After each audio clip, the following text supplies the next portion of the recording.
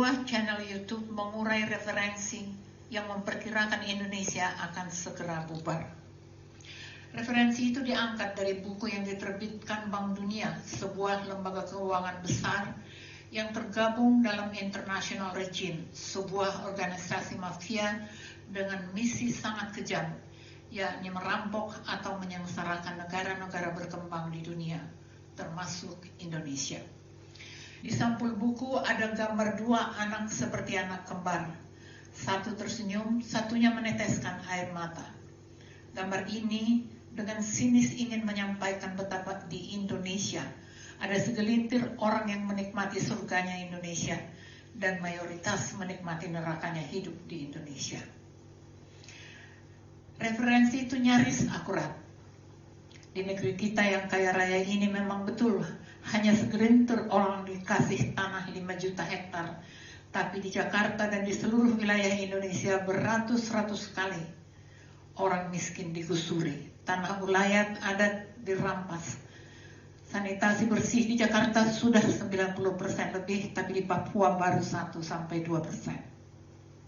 Itulah fakta kita yang sesungguhnya, dan buku dimaksud sudah beredar luas di seluruh dunia. Buku itu juga mengklaim pendidikan mayoritas orang Indonesia tidak bermutu.